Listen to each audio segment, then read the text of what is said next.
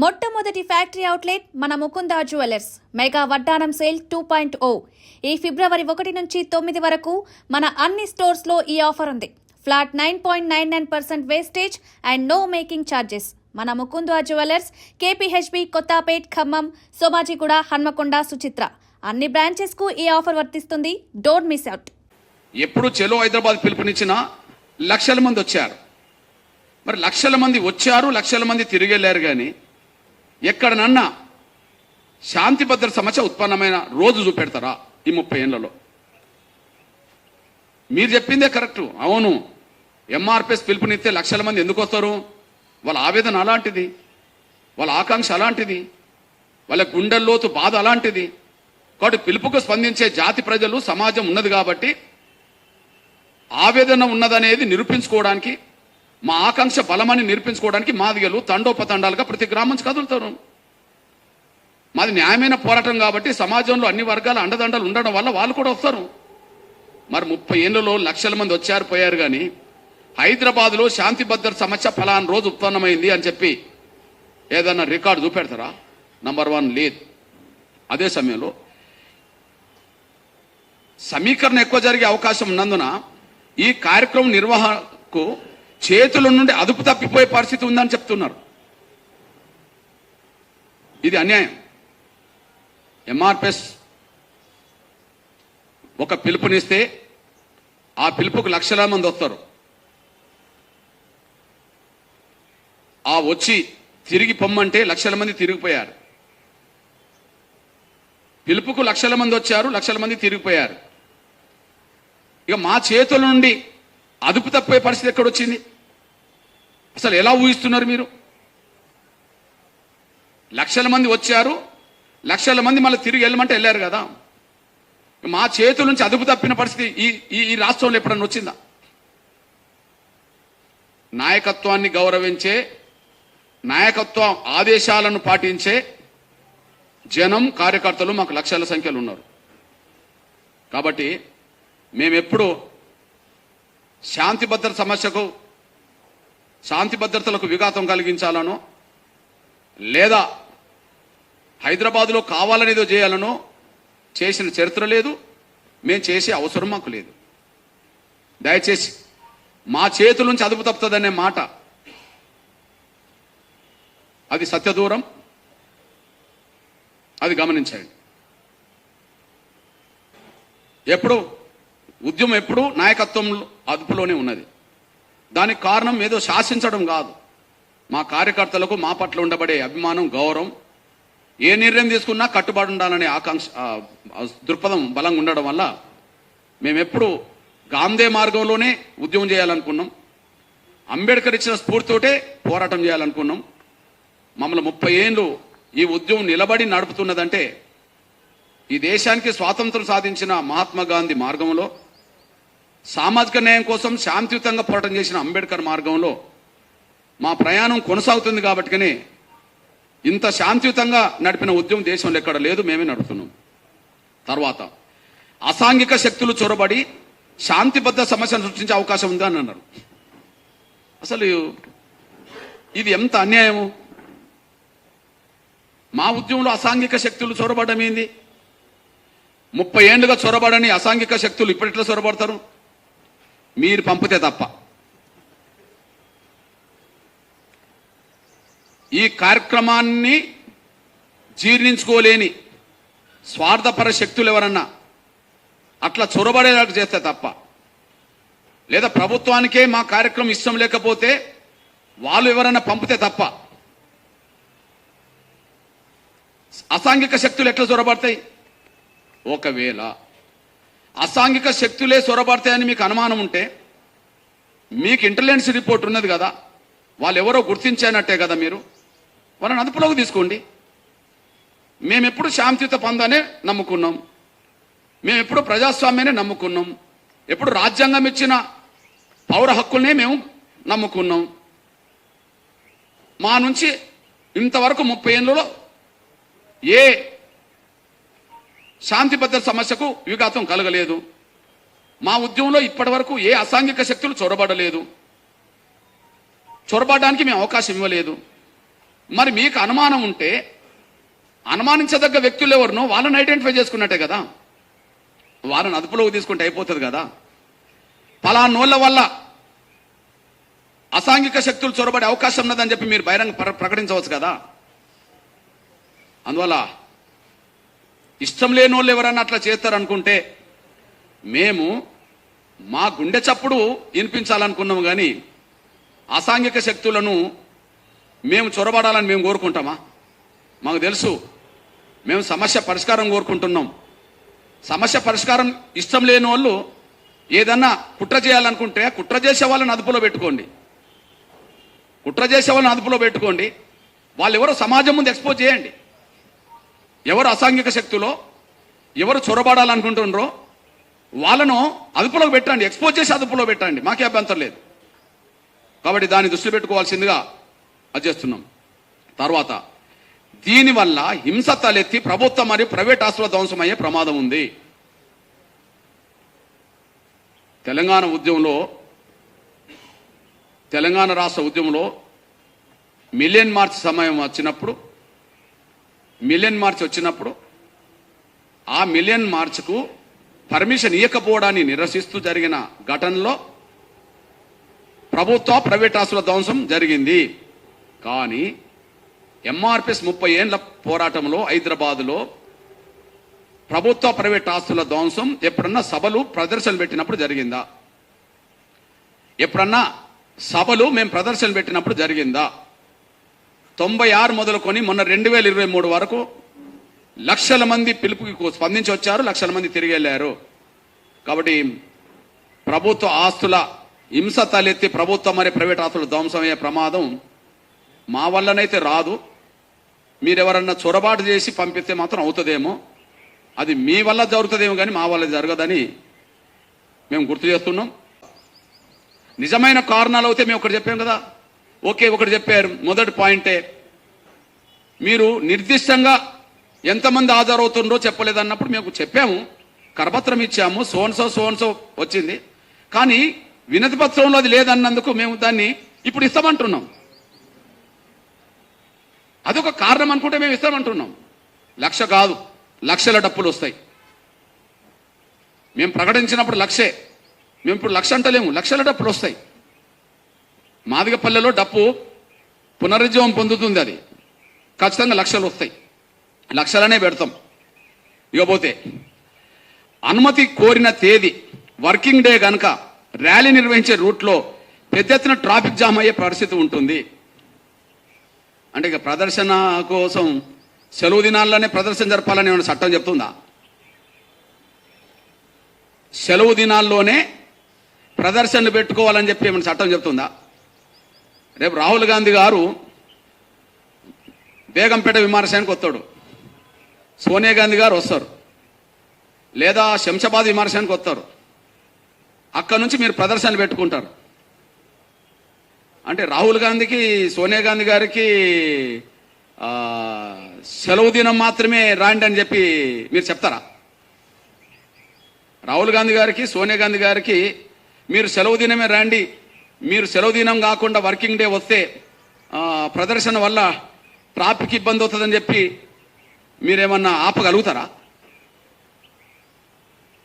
అసలు ప్రదర్శనలు శాంతి భద్రతలకు విఘాతం కలగకుండా చూసుకోవడం అనేది బాధ్యత చేపట్టడంలో అర్థం ఉంటుంది. కానీ ట్రాఫిక్ సమస్య అంటే దాన్ని ఏ రూట్లో మీరు పర్మిషన్ ఇస్తారో ఆ రూట్లో కొంత డైవర్ట్ చేసుకుంటారు కదా, ఆ రూట్కు సంబంధించిన కాడ ట్రాఫిక్ డైవర్ట్ చేసుకుంటారు కదా. ఎన్ని జరగలేదు?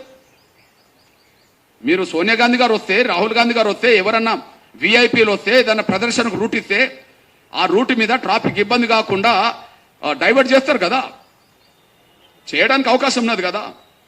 మాకు ఏ రూట్లో పర్మిషన్ ఇస్తారో ఆ రూట్కు సంబంధించిన విషయంలో కొంత 1 గంట 2 గంటల్లో ప్రదర్శన జరిగినంత కాలం, ప్రదర్శన జరిగినంత సమయం ఆ రూట్కు కాకుండా వేరే రూట్కు డైవర్ట్ చేస్తారు కదా. చేసిన సందర్భాలు ఉంటాయి కదా. ఎవరికైనా రేపు జరగబోయేది అదే కదా. దయచేసి దాన్ని కూడా ఒక సాగుగా చూపెట్టదని చెప్పి నేను సవినంగా కోరుతున్నాను. జామ్ అయ్యే అవకాశం ఉంది. దానివల్ల పబ్లిక్ సాధారణ ప్రజలకు తీవ్ర ఇబ్బంది కలుగుతుంది. అంటే పబ్లిక్ జరుగుతుంది.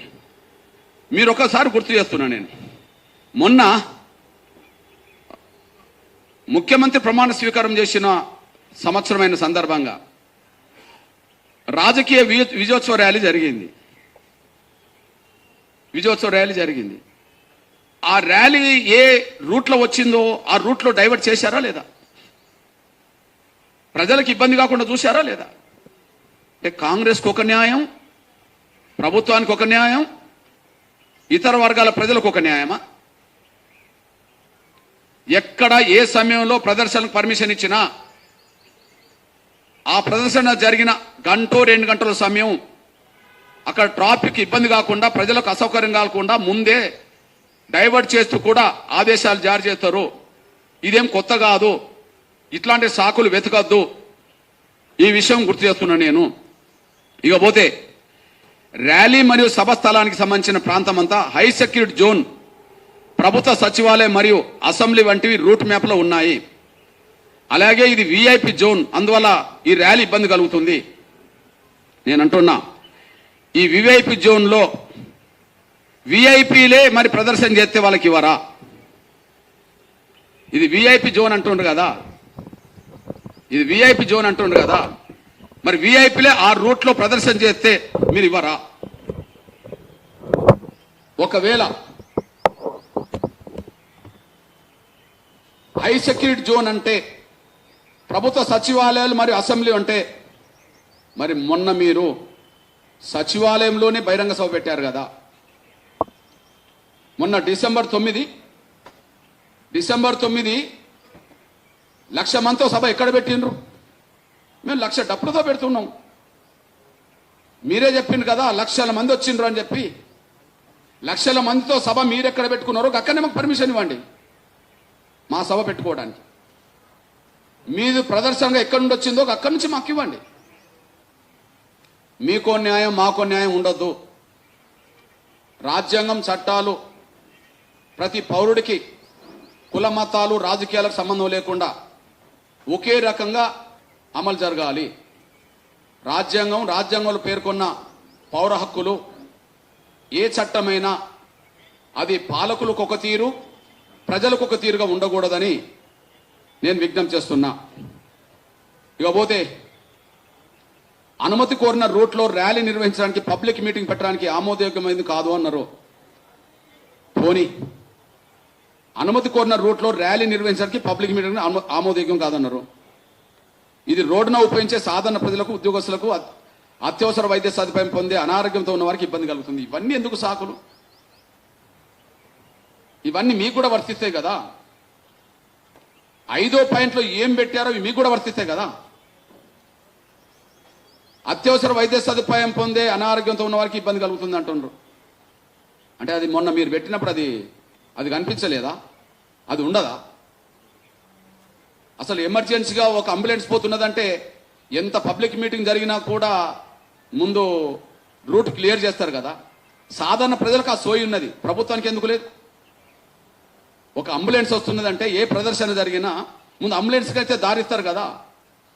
ఆ విధంగా పబ్లిక్ ర్యాలీలో, సభలో ఇరికి ఫలాని సమయంలో ఇబ్బంది జరిగిందని చెప్పి, మా వల్ల ఇబ్బంది జరిగిందని చెప్పి ఎప్పుడన్నా ఒకటన్నా మీరు ఆధారం చూపెడతారా? చూపెట్టలేరు. దయచేసి ఇవన్నీ సాకులని చెప్పడానికి మాత్రం చెప్తున్నాను నేను. భారీ ట్రాఫిక్ సమస్య తలెత్తి పౌరులకు తీవ్ర ఇబ్బంది కలుగుతుంది. ఇవన్నీ సాకులు. భారీ ట్రాఫిక్ తలెత్తి అరే మేము ఒక శాంతియుతంగా మా మనోభావాలను మా చేతిలో, మా ఇంట్లో ఉండబడే మా డప్పుల శబ్దంతో ఈ ప్రభుత్వానికి, ప్రపంచానికి తెలియచెప్పడం కోసం ఒక కార్యక్రమం పెడితే దాన్ని అడ్డుకునేవడానికి జరుగుతున్న ప్రక్రియలో భాగంగానే ఇట్లాంటి సాకులు వెతికి మా పర్మిషన్ నిరాకరించారు. దయచేసి మీరు కారణాలు చూపెట్టినట్టుగా కూడా లేదు. ఇందులో 1-2 కారణాలను మీరు భావించుకుంటే దానికి వెంటనే మళ్ళీ ఎంతమంది వస్తారో చెప్పడానికి కూడా మేము సిద్ధంగా ఉన్నాం. కానీ దీన్ని నిరాకరించడం అనేది మీరు రద్దు చేసుకొని, ఇప్పటికే మాకు నిరాకరిస్తూ ఏదైతే పంపారో దీన్ని మీరు రద్దు చేసుకొని ఖచ్చితంగా మాకు పర్మిషన్ ఇవ్వాలని చెప్పి నేను కోరుతున్నా. ఈ విషయాన్ని గౌరవ ముఖ్యమంత్రి రేవంత్ రెడ్డి గారికి, గౌరవ డీజీపీ గారికి, గౌరవ సోదరులు కమిషనర్ ఆనంద్ గారికి నేను విజ్ఞప్తి చేస్తున్నా.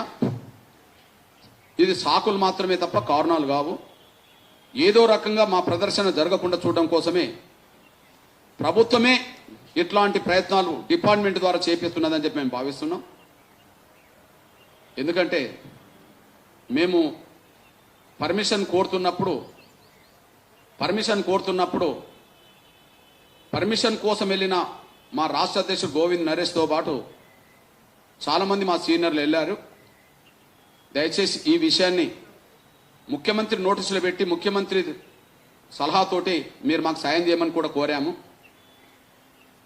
మరి ముఖ్యమంత్రి నోటీసులో ఉన్నదని అనుకుంటున్నా. బహుశా ముఖ్యమంత్రి ఈ ప్రదర్శనకు అనుమతి నిరాకరించండి అని అన్నడేమో.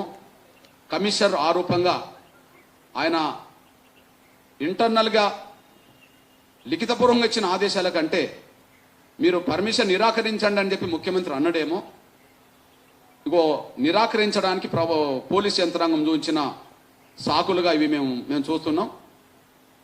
బహుశా ముఖ్యమంత్రికి విజ్ఞప్తి చేస్తున్నాం, మా 1,00,000 డప్పుల ప్రదర్శన జరపడం మీకు ఇష్టం లేదేమో. మీకు ఇష్టం ఉంటే మాకు పర్మిషన్ వచ్చేది. కానీ మీకు విజ్ఞప్తి చేస్తున్నాం, మీకు వ్యతిరేకమైన ప్రోగ్రాం కాదు ఇది. మా ఆకాంక్షను తెలియజెప్పుకోవడం, వెంటనే అమలు చేయించుకోవడం, మా బిడ్డల భవిష్యత్తును కాపాడుకోవడం కోసమే తప్ప మేము ఎవరికి వ్యతిరేకం కాదనే విషయం కూడా, ముఖ్యంగా మీకు కూడా మేము వ్యతిరేకం కాదనే విషయాన్ని దయచేసి గుర్తెరగాలని చెప్పి మొదటిసారి 30 ఏళ్ల తర్వాత మొదటిసారి మా డప్పును ప్రపంచం ముందుకు చూపెట్టబోతున్నాం. మా గుండె చప్పుడు మా డప్పు ద్వారా వినిపించబోతున్నాం కనుక దయచేసి ముఖ్యమంత్రి ప్రత్యేక చొరవ తీసుకొని ఖచ్చితంగా ప్రదర్శనకు అనుమతి ఇచ్చే విధంగా మీరు డీజీపీ గారితో కమిషనర్ గారితో మాట్లాడాలని చెప్పి మా ఆకాంక్షను తెలియజెప్పుకోవడానికి మీరు సహకరించాలని చెప్పి నేను గౌరవ ముఖ్యమంత్రి రేవంత్ రెడ్డి గారికి విజ్ఞప్తి చేస్తున్నా, గుర్తు చేస్తున్నా. ధన్యవాదాలు.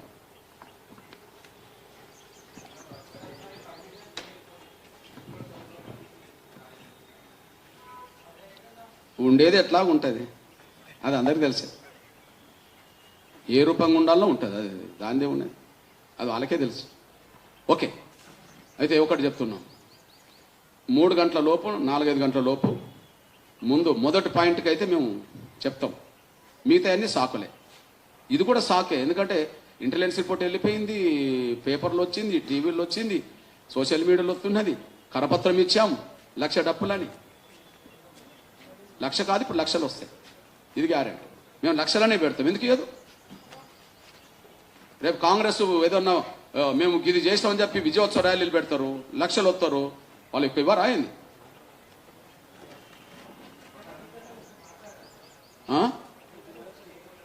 ఏది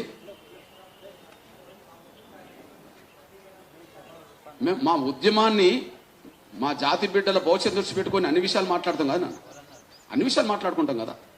కాకపోతే మా డప్పే మా ఇంట్లో నుంచి దూరమైంది. మా డప్పు చాలా కన్నీరు గార్చి ఉంటుంది. నా వాళ్ళే నన్ను దూరం చేసుకుంటుండ్రు, నేను ఎక్కడికి పోవాలని. అడే నా జాతి మళ్ళా ఆ డప్పును హక్కున చేర్చుకోవాలి, అది ఆనంద బాష్పాలు రాలాలి, మా డప్పు నుంచి రాలాలి. ఓకే, అదే మా లక్ష్యం.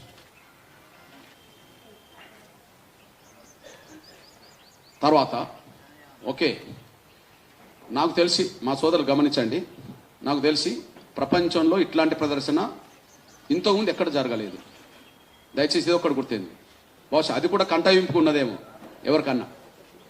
ప్రపంచంలో ప్లీజ్, ప్రపంచంలో ఇట్లాంటి కార్యక్రమం, ఒక సాంస్కృతిక కార్యక్రమం. మీరు అందరికీ తెలుసు, ప్రపంచంలో వాయిద్యాలు లేవా, ఈ దేశంలో వాయిద్యాలు లేవా. చాలా కులాల చేతిలో వాయిద్యాలు ఉన్నాయి, ప్రపంచంలో వాయిద్యాలు ఉన్నాయి. కానీ ప్రపంచవ్యాప్తంగా 1,00,000 వాయిద్యాలతో, అంటే డప్పు ప్రపంచవ్యాప్తంగా 1,00,000 వాయిద్యాలతో ఎక్కడ ప్రదర్శన జరిగిందంటే ప్రపంచ చరిత్రలోనే అది లేదు. బహుశా మాదిగల డప్పుకు అది ప్రపంచ చరిత్ర కాబోతుంది, అది గిన్నిస్ బుక్లోకి ఎక్కబోతుంది. బహుశా వీళ్ళ చరిత్ర గిన్నిస్ బుక్లోకి ఎట్లా ఎక్కనిస్తామని అనుకుంటుండ్రేమో కదా. ఆయన ఏదో రూపంగా గిన్నిస్ బుక్లోకి ఎక్కకు తప్పదు. ఓకే, మా డప్పుకు ప్రపంచవ్యాప్తంగా విలువ గుర్తింపు తీసుకొచ్చే కార్యక్రమం కూడా ఇది. దయచేసి గమనించండి, పర్మిషన్ ఇవ్వాలని నేను కోరుతున్నా. ధన్యవాదాలు.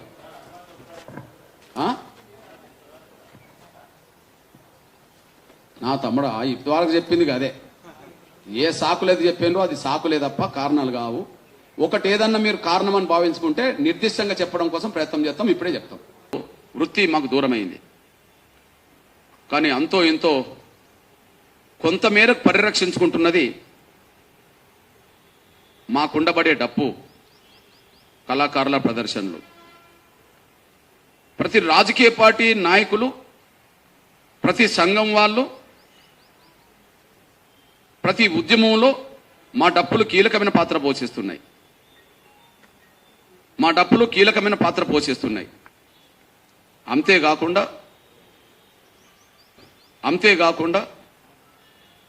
సమాజంలో ఉండబడే అన్ని వర్గాల్లో ఏ చావులకైనా గ్రామాల్లో ఇప్పటికీ మా డప్పులే మోగుతున్నాయి. ఏ పండుగలకైనా, ఏ దేవుళ్ళ దేవతల ఊరేగింపులకైనా గ్రామాల్లో ముందు వరుసలు నిలబడేది మా డప్పే. కానీ మాకు వారసత్వంగా మా తాత ముత్తాతల కాలం ఉండొచ్చిన మా డప్పు మా పల్లెల్లోనే కొంత కనుమరుగవుతున్నట్టుగా మేము గమనిస్తున్నాం. ఒకనాడు మా ఊర్లో ఒక 100 డప్పులుంటే అవి క్రమక్రమేణా 70, 60, 50, 40కి వచ్చింది. క్రమక్రమేణా మా సాంస్కృతిక వాయిద్యమైన డప్పును కొట్టడానికి యువతరం, విద్యార్థులు, ఉద్యోగస్తులు కొంత దూరం అయిపోయారు. మా తాత ముత్తాతలకు తిండి పెట్టింది, సమాజానికి దగ్గర చేసింది డప్పే. మాదిగల్ని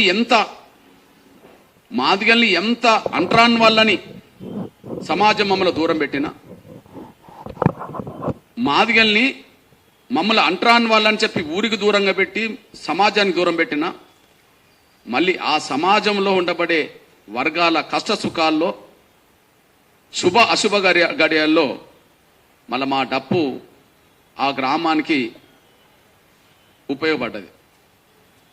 అంటే ఊరికి దూరంగా మమ్మల్ని పెట్టవచ్చు, మాదిగలనే పేరుతో మమ్మల్ని అంట్రాన్ వాళ్ళుగా పిలవచ్చు, కానీ మళ్ళీ మా డప్పు ఊరికి అనుసంధానం చేసింది. మా డప్పు ఊరికి మమ్మల్ని దగ్గర చేసింది.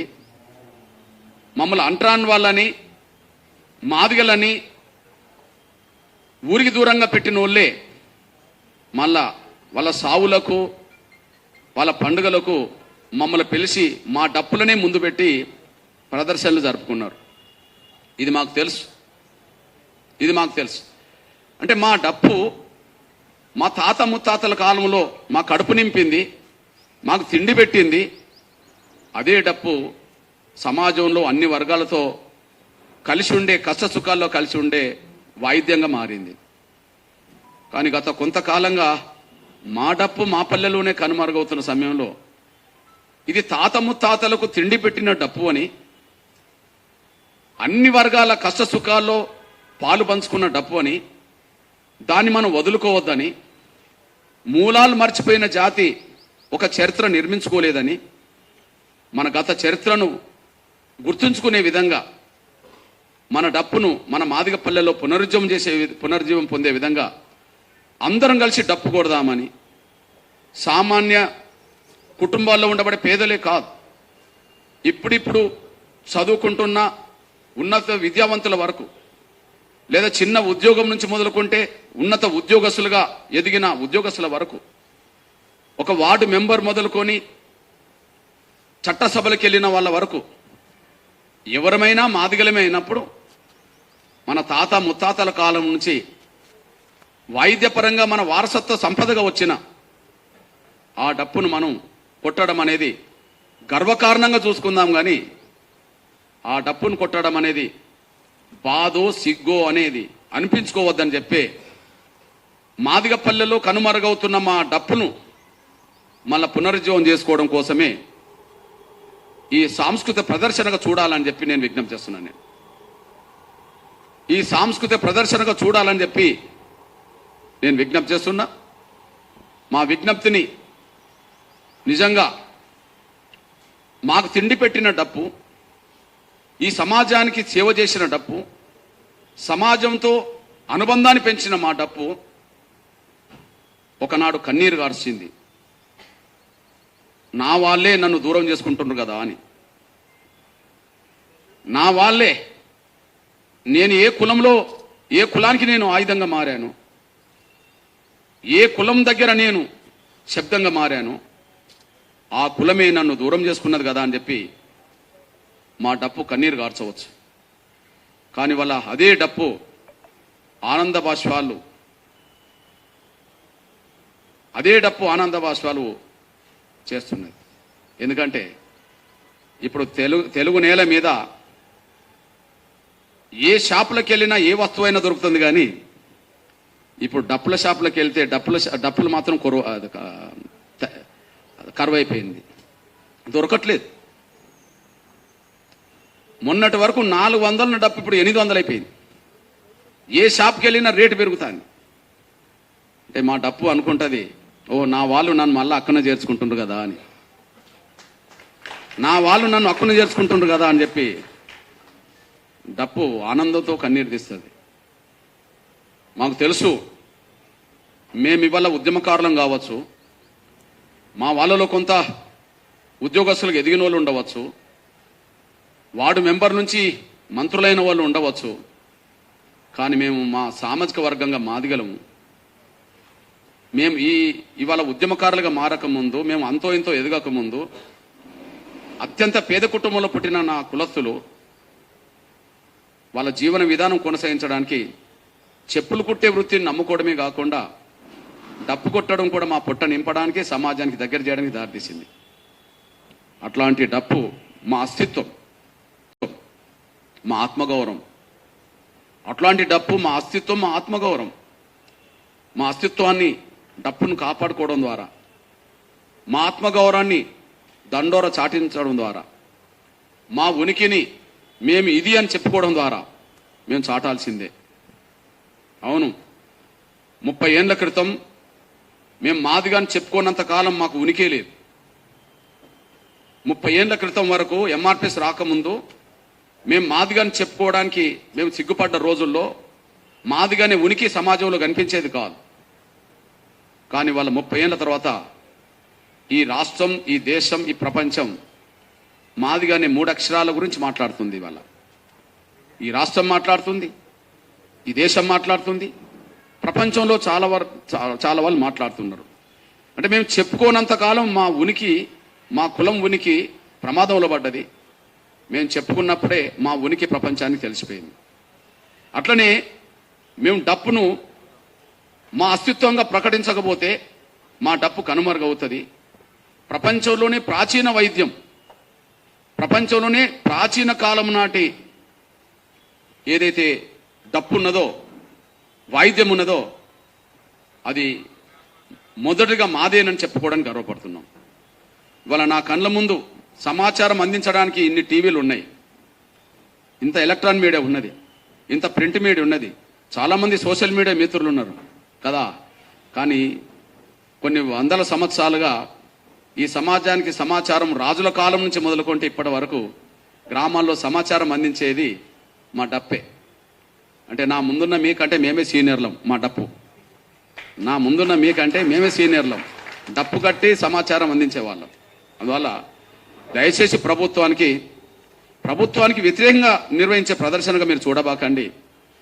మా ఆకాంక్షల్ని సమాజం ముందు పెట్టడానికి, మా మూలాలను మర్చిపోకుండా ఉండడానికి, మా డప్పును మా పల్లెల్లో పునరుజ్జీవం చేసుకోవడానికే ఈ ప్రదర్శనకు చూడాలని చెప్పి నేను కోరుతూ, ఈ నేపథ్యంలో అనుమతి నిరాకరించడానికి ఒక 6 అంశాలు తీసుకొచ్చారు. అవి నిజమైన కారణాలుగా భావించుకోవట్లేదు. అనుమతి నిరాకరించడానికి సాకులు మాత్రమే వెతికిండ్రు. అంటే అనుమతి ఇవ్వద్దని చెప్పి ముందే అనుకున్నారు కనుక, అనుమతి ఇవ్వద్దని చెప్పి ముందే అనుకున్నట్టుగా ఉన్నది కనుక నిరాకరించడానికి ఏ కారణాలు అయితే చూపెట్టారో అవి నిజమైన కారణాలు కాదు, అది సాకులు మాత్రమేనని నేను గుర్తు చేస్తున్నా. అందులో మొదటిది, ఈ ప్రదర్శనలో ఎంతమంది హాజరవుతారో నిర్దిష్టంగా దరఖాస్తుదారుడు పేర్కొనలేదంట. మేము దరఖాస్తు ఇస్తున్నప్పుడే దరఖాస్తుకు కరపత్రం యాడ్ చేశాం, లక్షల డప్పులు అని కరపత్రం ఇచ్చేశాం. పోనీ పోలీస్ ఉన్నతాధికారులకు ప్రతిరోజు ఇంటెలిజెన్స్ రిపోర్ట్ ఉంటుంది. పేపర్ ద్వారా, టీవీ ద్వారా, సోషల్ మీడియా ద్వారా వాళ్ళు నిరంతరం అబ్జర్వేషన్ ఉంటారు.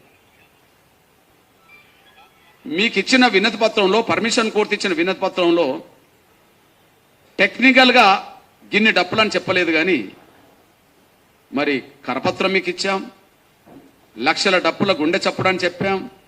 అది పేపర్లకు, టీవీలకు ప్రతిరోజు వస్తూనే ఉన్నది. మీకు ఇంటెలిజెన్స్ రిపోర్ట్ ఉన్నది, సోషల్ మీడియాలో ప్రచారం ఉన్నది. దాన్ని మీరు ఇంతమంది హాజరవుతారని చెప్పి నిర్దేశంగా చెప్పలేదు కనుక మేము నిరాకరిస్తున్నామని చెప్పడం అనేది అది సాకే తప్ప నిజమైన కారణం కాదు. ఓకే, నేను మొదటి దానికి ఒక ఆన్సర్ కూడా ఇస్తున్నా. ఒకవేళ నిర్దిష్టంగా ఇంతమంది హాజరవుతుండ్రని చెప్పి మీకు అందులోనే పేర్కొంటే ఇచ్చేవాళ్ళ? అంటే మిగతా ఐదు అంశాలు కారణాలు చూపెట్టరా? మొత్తం 6 అంశాల్లో మొదటి అంశమే ఎంతమంది హాజరవుతుండ్రో నిర్దిష్టంగా చెప్పలేదనే మాట అన్నారు కదా. ఓకే, ఇప్పుడు ఈ మధ్యాహ్నం వరకే 1,00,000 మందికి పైగా మా డప్పులు హైదరాబాద్ వస్తున్నాయని చెప్పి ఇవాళ ఈ సాయంత్రం వరకే మళ్ళీ మేము కమిషనర్ గారికి, సంబంధిత ఏరియా డీసీపీ గారికి మేము మళ్ళీ వినతి పత్రం ఇస్తాం. అదే కారణం అవుతే, అంటే ఎంతమంది హాజరవుతారో నిర్దిష్టంగా దరఖాస్తుదారు పేర్కోలేదనేదే కారణం అవుతే కదా. పోనీ 1,00,000 డప్పులు వస్తున్నాయని చెప్పి నిర్దిష్టంగానే మేము మీకు ఇవ్వాలని మళ్ళీ వినతి పత్రం ఇస్తాం పర్మిషన్ కోరుతూ.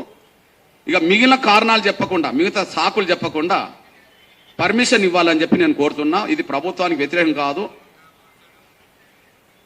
మా సాంస్కృతిక వాయిద్యం ప్రదర్శన అనే విషయం మర్చిపోవద్దు. మేము ఈరోజే మళ్ళీ మా ఎంఆర్పిఎస్ ప్రధాన నాయకత్వం ఖచ్చితంగా పర్మిషన్ కోరుతూ అక్కడికి వెళ్తుంది. నంబర్ 2, ఈ కార్యక్రమానికి అనుమతి ఇస్తే శాంతి భద్రత సమస్యలు తలెత్తే అవకాశం ఉంది. గత అనుభవాల దృష్టి పెద్ద ఎత్తున ప్రజల సమీకరణ జరిగే అవకాశం ఉన్నందున ఈ కార్యక్రమ నిర్వహణకు చేతిలో నుండి అదుపు తప్పిపోయే పరిస్థితి ఉంది. అసాంఘిక శక్తులు చొరబడి శాంతి భద్రత సమస్యను సృష్టించే అవకాశం ఉంది. దీనివల్ల హింస తలెత్తే ప్రభుత్వ మరియు ప్రైవేట్ ఆస్తుల ధ్వంసం అయ్యే ప్రమాదం ఉంది. ఇది చాలా అన్యాయం. ఈ కార్యక్రమానికి అనుమతి ఇస్తే శాంతి భద్రత సమస్యలు తలెత్తే అవకాశం ఉంది. మేమేమైనా పరిశలు పట్టుకొని వస్తున్నామా? మేమైనా కర్రలు పట్టుకొని వస్తున్నామా? మేము సాంస్కృతిక వాయిద్యాన్ని పట్టుకొని వస్తున్నాం. అది మా డప్పును పునరుజ్జీవనం చేసుకోవడం కోసం, ప్రపంచానికి మా ఆకాంక్ష వినిపించడం కోసం వస్తున్నాం. ఎట్లా శాంతి భద్రత సమస్య ఉత్పన్నమవుతుంది? గత అనుభవాల దృష్ట్యా పెద్ద ఎత్తున ప్రజల సమీకరణ జరిగే అవకాశం ఉన్నందున అని అన్నారు. ఓకే, అవును, గత అనుభవాలు చెప్పింది ఏంటిది? ఎప్పుడు చెలో హైదరాబాద్ ఎంఆర్పిఎస్ పిలుపునిచ్చినా 1,00,000 మంది వచ్చారు. ఇవన్నీ సాకులని చెప్పడానికి మాత్రం చెప్తున్నా నేను. భారీ ట్రాఫిక్ సమస్య తలెత్తి పౌరులకు తీవ్ర ఇబ్బంది కలుగుతుంది. ఇవన్నీ సాకులు. భారీ ట్రాఫిక్ తలెత్తి మేము ఒక శాంతియుతంగా మా మనోభావాలను మా చేతిలో, మా ఇంట్లో ఉండబడే మా డప్పుల శబ్దంతో ఈ ప్రభుత్వానికి, ప్రపంచానికి తెలియచెప్పడం కోసం ఒక కార్యక్రమం పెడితే దాన్ని అడ్డుకునేవడానికి జరుగుతున్న ప్రక్రియలో భాగంగానే ఇట్లాంటి సాకులు వెతికి మా పర్మిషన్ నిరాకరించారు. దయచేసి మీరు కారణాలు చూపెట్టినట్టుగా కూడా లేదు. ఇందులో 1-2 కారణాలను మీరు భావించుకుంటే దానికి వెంటనే మళ్ళీ ఎంతమంది వస్తారో చెప్పడానికి కూడా మేము సిద్ధంగా ఉన్నాం. కానీ దీన్ని నిరాకరించడం అనేది మీరు రద్దు చేసుకొని, ఇప్పటికే మాకు నిరాకరిస్తూ ఏదైతే పంపారో దీన్ని మీరు రద్దు చేసుకొని ఖచ్చితంగా మాకు పర్మిషన్ ఇవ్వాలని చెప్పి నేను కోరుతున్నా.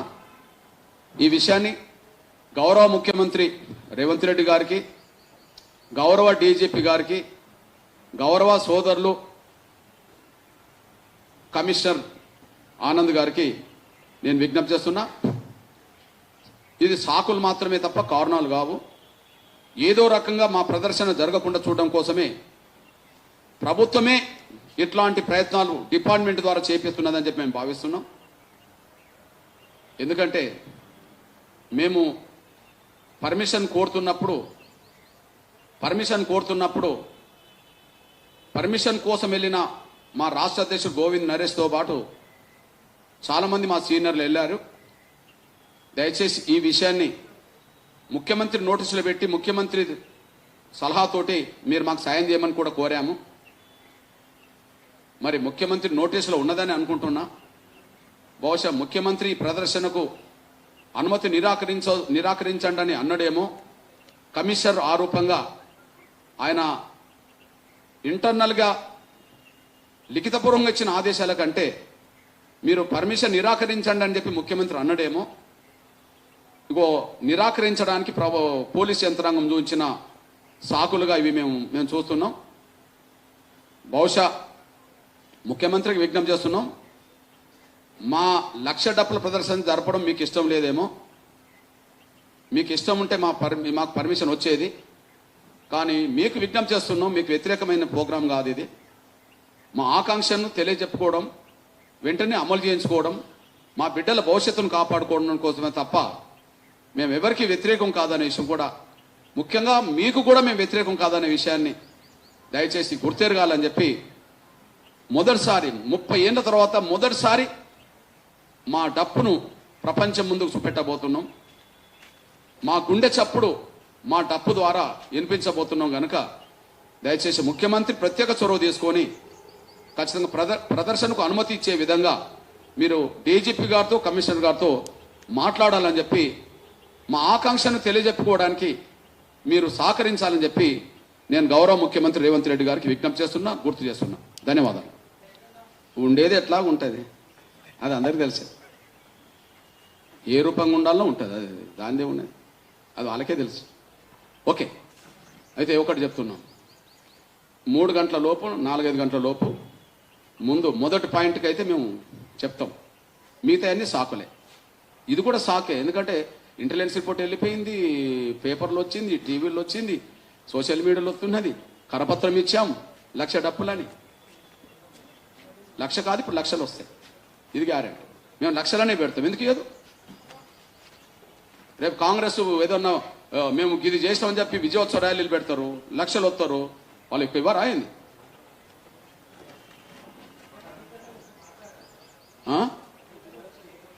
ఏది? మేము మా ఉద్యమాన్ని, మా జాతి బిడ్డల భవిష్యత్తు దృష్టి పెట్టుకొని అన్ని విషయాలు మాట్లాడతాం కదా, అన్ని విషయాలు మాట్లాడుకుంటాం కదా. కాకపోతే మా డప్పే మా ఇంట్లో నుంచి దూరమైంది. మా డప్పు చాలా కన్నీరు గార్చి ఉంటుంది. నా వాళ్ళే నన్ను దూరం చేసుకుంటుండ్రు, నేను ఎక్కడికి పోవాలని. అడే నా జాతి మళ్ళా ఆ డప్పును హక్కున చేర్చుకోవాలి, అది ఆనంద బాష్పాలు రాలాలి, మా డప్పు నుంచి రాలాలి. ఓకే, అదే మా లక్ష్యం. తర్వాత ఓకే, నాకు తెలిసి మా సోదరులు గమనించండి, నాకు తెలిసి ప్రపంచంలో ఇట్లాంటి ప్రదర్శన ఇంతకుముందు ఎక్కడ జరగలేదు. దయచేసి ఇది ఒక్కటి గుర్తింది. బహుశా అది కూడా కంటవింపుకు ఉన్నదేమో ఎవరికన్నా. ప్రపంచంలో ప్లీజ్, ప్రపంచంలో ఇట్లాంటి కార్యక్రమం, ఒక సాంస్కృతిక కార్యక్రమం. మీరు అందరికీ తెలుసు, ప్రపంచంలో వాయిద్యాలు లేవా? ఈ దేశంలో వాయిద్యాలు లేవా? చాలా కులాల చేతిలో వాయిద్యాలు ఉన్నాయి, ప్రపంచంలో వాయిద్యాలు ఉన్నాయి. కానీ ప్రపంచవ్యాప్తంగా 1,00,000 వాయిద్యాలతో, అంటే డప్పు, ప్రపంచవ్యాప్తంగా 1,00,000 వాయిద్యాలతో ఎక్కడ ప్రదర్శన జరిగిందంటే ప్రపంచ చరిత్రలోనే అది లేదు. బహుశా మాదిగల డప్పుకు అది ప్రపంచ చరిత్ర కాబోతుంది. అది గిన్నిస్ బుక్లోకి ఎక్కబోతుంది. బహుశా వీళ్ళ చరిత్ర గిన్నిస్ బుక్లోకి ఎట్లా ఎక్కనిస్తామని అనుకుంటుండ్రేమో. కదా, ఆయన ఏదో రూపంగా గిన్నిస్ బుక్లోకి ఎక్కక తప్పదు. ఓకే, మా డప్పుకు ప్రపంచవ్యాప్తంగా విలువ గుర్తింపు తీసుకొచ్చే కార్యక్రమం కూడా ఇది. దయచేసి గమనించండి, పర్మిషన్ ఇవ్వాలని నేను కోరుతున్నా. ధన్యవాదాలు.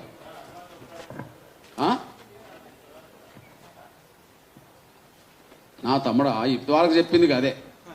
ఏ సాకు లేదు చెప్పారో అది సాకులే తప్ప కారణాలు కావు. ఒకటి ఏదన్నా మీరు కారణం అని భావించుకుంటే నిర్దిష్టంగా చెప్పడం కోసం ప్రయత్నం చేస్తాం. ఇప్పుడే చెప్తాం.